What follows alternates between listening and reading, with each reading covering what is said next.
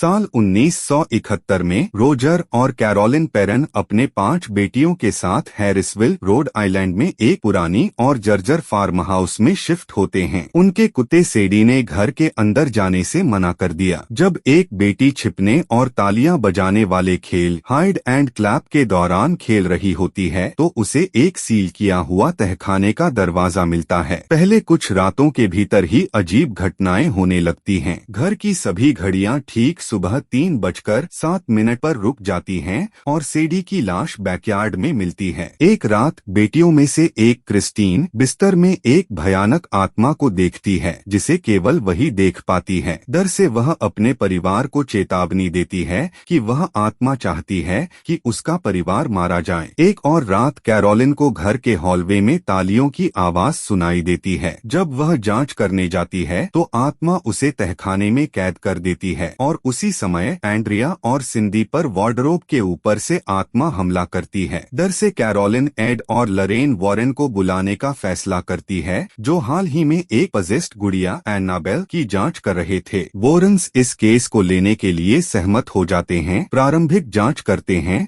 और निष्कर्ष निकालते हैं कि घर में शायद एक एक्सॉर्सिज्म भूत भगाने की प्रक्रिया की जरूरत है, लेकिन इसके लिए उन्हें कैथोलिक चर्च की मंजूरी और अधिक सबूत चाहिए। एड और लरेन पता लगाते हैं कि यह घर एक समय पर बातशेबा नाम की एक चुड़ैल का था जिसने अपने नवजात बच्चे को शैतान के नाम बलिदान कर दिया था और 1863 में आत्महत्या कर ली थी। मरने से पहले उसने अपने जमीन पर रहने वाले सभी लोगों को शाप दे दिया था। तथ्यों को इकट्ठा करने के लिए एड और लरेन घर में कैमरे और घंटियां लगाते हैं। वे देखते हैं कि सिंडी सोते हुए चलती है और एंड्रिया के कमरे में चली जाती है। रेडियो से आ रही ईवीपी इलेक्ट्रॉनिक वॉयस फेनोमेनन के जरिए उन्हें पता चलता है कि एक आत्मा सिंडी को वार्डरोब के अंदर एक गुप्त रास्ते की ओर बुला रही है। लरेन उस गुप्त रास्ते में प्रवेश करती है और तहखाने तक पहुंचती है जहां उसे उस महिला की आत्मा दिखाई देती है जिसे बातशेबा ने पहले कब्जे में लेकर अपने बच्चे को मारने के लिए मजबूर किया था। पेरन परिवार सुरक्षा के लिए एक होटल में शरण लेता है जबकि एड और लरेन अपने सबूतों के साथ चर्च जाते हैं। उसी समय बातशेबा ने खुद वॉरेन के घर में उनकी बेटी जूदी पर हमला कर दिया, लेकिन एड समय पर पहुंचकर उसे बचा लेता है। इसके बाद कैरोलिन, जो अब बातशेबा के कब्जे में है, अपनी बेटियों क्रिस्टीन और अप्रैल को वापस उसी घर में ले आती है। एड और लरेन कैरोलिन को तहखाने में पाते हैं जहां वह क्रिस्टीन को चाकू मारने की कोशिश कर रही होती है। कैरोलिन को एक कुर्सी से बांधकर एड तय करता है कि तुरंत ही कैरोलिन का एक्सॉर्सिज्म करना होगा क्योंकि किसी पादरी के आने का इंतजार करने का समय नहीं है। खुद ही प्रक्रिया शुरू करते समय एड और कैरोलिन दोनों पर बातशेबा हमला कर देती है। कैरोलिन भागकर अप्रैल को मारने की कोशिश करती है, लेकिन लरेन कैरोलिन को अपनी बेटी को मारने से रोकने के लिए उसे उसके परिवार के साथ बिताए एक खास पल की याद दिलाती है। इससे एड को एक्सॉर्सिज्म पूरा करने का मौका मिल जाता है। कैरोलिन और अप्रैल दोनों को बचा लिया जाता है और बातशेबा का शाप हमेशा के लिए खत्म हो जाता है। घर लौटते समय लरेन एड को बताती है कि उन्हें चर्च से एक्सॉर्सिज्म के लिए मंजूरी मिल गई है। साथ ही उन्हें लॉन्ग आइलैंड में एक और केस की जांच करनी है। जाते समय एड पेरन परिवार के घर से एक म्यूजिक बॉक्स अपने संग्रह में जोड़ते हैं जिसमें उनके पास पिछले केस से एकत्रित कई सामान हैं। जैसे ही म्यूजिक बॉक्स अपने आप खुलता है और बजने लगता है, स्क्रीन ब्लैक हो जाती है।